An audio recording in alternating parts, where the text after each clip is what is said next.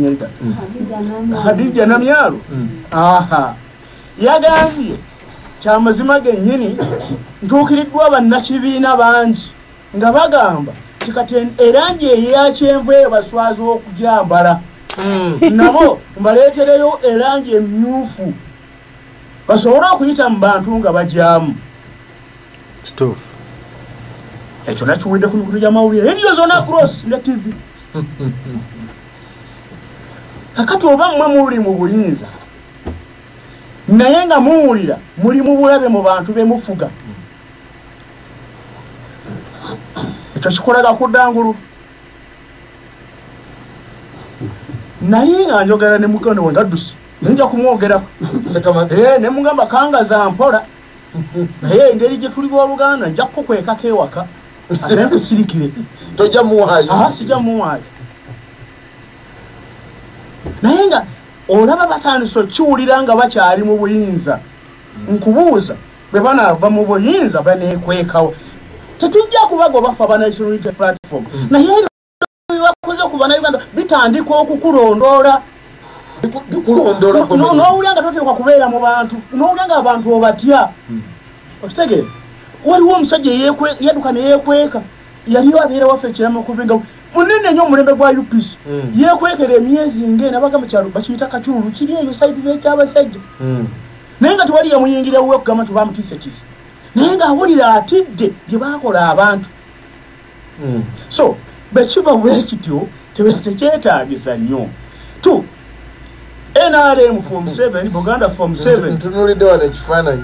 onyanga mpereza akafaananyi yankoze obubi aze ekyumba ky'ente president kye yabadde nga balaga ente za PDM ezagula $5,000 batandako n'ebifaananyi bya president ku kyumba ky'ente yogabana sena maaso mwami Kayiira so yeebale katuweerezaako naye yeebale so Buganda Form 7 babitaddemu ssente bano abantu honorable Tindimwebo bw'osigaddewo weka naye sibuuza gwe kuba naawe tunakuyingirayo nnyo naye olina comment gy'okoze nogamba walabiwo omuntu eyabadde wali n'okulya n'okunywa right Buganda mugenda kugigulanga bunyeebwa babapimira akawuju kubanga bali bo balowooza waliwo ekifaananyi kye baasiiga nti abantu ba Buganda bakuwa mmere kasita bafumbira omuceere n'obawapiraawo bulungi n'obawa ennyama sima ya biriyaani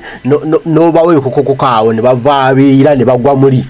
ne bajjula amasavusavu ku mumwa ng'olwo bamaze olwo Buganda oba ogitadde weeyina okubeera olwo Abaganda oba batadde oba bawadde kye beetaaga ng'Abaganda olwo baba balina buli kimu ekyabwe kulya kati batwalirawo nti kulya kasita bayita nti waliyo okulya emmere bajja kujja bangi oba emmere balye Buganda Form 7 pye nga kiwedde naye paka ddi till when abaana ba Buganda lumumukana mugamba awo twavaawo gone the days ez'okuyitibwa nga tulye buli mmere tunaabeera nga tuyitibwa okulya emmere paka ddi tulina okuba nga bino bigwawo nga bivaawo tumanye nti tuli mu nsi ffenna gye tweyagalira tumanye tuli mu nsi ffenna gye twetaaga nga ensi empanze eddembe okukola kyenjagala nekijjamu essente empanze eddembe okulya kyenjagala so si okulya ekiriwo kyenjagala meaning mani okusobola okukwata ssente zenkoze ezange nengula kyenjagala nti omugagga wayo ekibumba ttante nga nzitayo ekibumba nga ndya kubanga systems eziriwo ziŋŋanyisa okukola ensimbi nengula kyenjagala so si ekiriwo oba si ssente wa parliament bamuwadde $5,000,000 okugenda ogula Buganda Form 7 okugenda okugula abantu mwawulidde nga twagala nnyo mmere mwawulidde nga twagala nnyo disiko babaleetedde bayimbi mmere na bikiri okuba ekikiri Buganda Form 7 oba Buganda Form 7 momo bimanyi Buganda Form 7 nga mutusomesa lunankole wane e Buganda nimoloza nti abantu banasigala basanyufu ekyo kigenda kutuleeta kati nze bwe basiiga n'abaagala ddi nga sinalwa okuliiga oyinza banga tokwata mawo nga siiga nga sirukwata mawo era kati nga Tindimwebo bwagambye kati ekyo ekikolire ekiri awo kitenga bwoto genda olugendo paka kigano abo bo bambi balumanyi kyetagisa kuba abo balumanyi kakati abo bangu naye kujja kuyigiriza kayiira abo kakati kwa goni wongo onyigiriza lunaakole mu ngeri ate y'obulumi bwetyo n'ogamba Buganda ku Museveni n'olwange lwakukola ki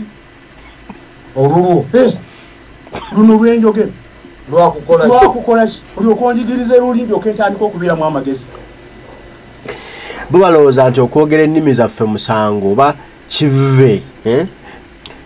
tewali muntu yayagala kubeera waali tewali muntu yasalawo okuzaalibwawo yazaalibwa Katonda yasalawo nti gojja kuba munankole ojja kubanga oyogera lunankole gojja kuba munyolo ojja kubanga oyogera lunyolo gojja kuba mugalo ojja kubanga oyogera luganda tewali muntu ajja gatta nnimi ez'amaleko taliyo tewali era abantu bakyayogera ennimi za kubanga ye identity yaabwe sinza kuba na identity nga njogera lulimi lwabalala kati gwe okulowooza mbu ojja kufuula Buganda for Museveni nga okaka Baganda kwogera luganda manya kwogera lunankole nga bataddira mu basement nobasalako ebirevu ne batulugunya it will never be mukongojja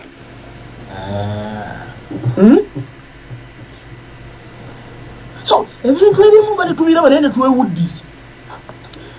President Museveni yawandiika akatabo ke kayita Sowing the Mustard Seed. That is an autobiography of President Museveni.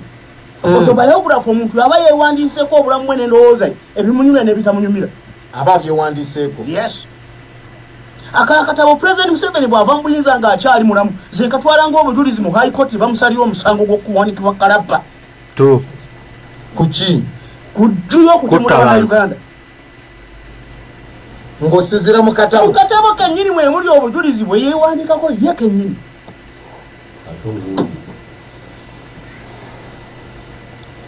Sowing the mustard seed.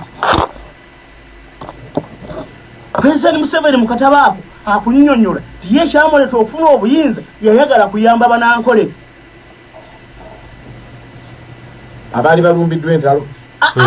nga beebeerereyo mu nsiko zaabwe beerundira nte ate no bannayuganda beerwanyalwanya ye bwe kuyingira mu ntalo ezo aziziize okutuuka ku banankole baleme kusumbuwakole tuwabwatukirayo sasi gajja mu Buganda barakisi embalala yali y'amaanyi nnyo bawasalako tebabakuba musasi bawasalako ne babasitaabinga bali bawanika bokka okay Buganda Sowing the Mustard Seed katabo autobiography of course katabo now tukugambye abavubuka twalooze kati n'ogamba kikwewuunyisizza nnyo okulaba nga waliyo ebyalo ebirangiddwa n'opoozi tekyewuunyisa tekyewuunyisa lwaki nti omulembe oguliwo gwebwo wagala bavubuka ate Yudaya akijjayo bulungi NRM bekutulako ekitongole ky'abato ekya PLU bagenda okulaba ng'esigaliddewo ngeri mu bbanga kyebakola omulenzi kwe kumulinnya Kagere kyali kibalo ky'amaanyi nnyo kakati bwe bamulinnya Kagere kkiriza obagaana abo abaali bagenda ne Muhoozi tebagenda kuddayo eri wa mwami Museveni abaali bagenda ne John Muhoozi tebayinza kkiriza gaana abo bagenze Magere oba kale okusigala ewa Muhoozi ekyandibadde ekituufu si kugaana Muhoozi kwesimbawo ekyandibadde ekituufu kitaawe kudda bbali omwana najja ne babiisana ne Kyagulanyi we benkana emyaka bwe yandi mutaddeeko amaanyi ag'abavubuka n'amuteekako n'amaanyi aga state oba oli awo omutabani we yandiyiseewo kubanga bonna bandibadde bali mu age bracket y'emu kati ojja kulaba kye tugenda okubakola ekibalo kyali kiri awo NRM teyabala bulungi ku stopping nabagamba tewali kibiina kye bayita NRM webali mu budde obwa history waliwo ba Marxist ye muntu eyali akkiriza mu Karl Marx waliwo Lenin ne Leninism Lenin yali muntu Leninism nga be bantu abakkiriza mu Lenin waliwo Museveni and Musevenism singa wabaddewo NRM mwami mwozi akati tatekwa kutandika kibiina ekipya nga lwekya kitaawe kyeyatandika ekitegeza ekibiina ekyo kiri bigambo. No, that is Musevenism. So si NRM. It's not NRM. It's Musevenism. Ekyamuhozism. Omwana akulidde mu state house yalaba tayinza kutandika. Ate mu kyono kyakulagiddewo lwampaka nti abantu ba Uganda bajja kuba boogera lunankole. Wow. Musevenism, muhozism. Awo we tuli.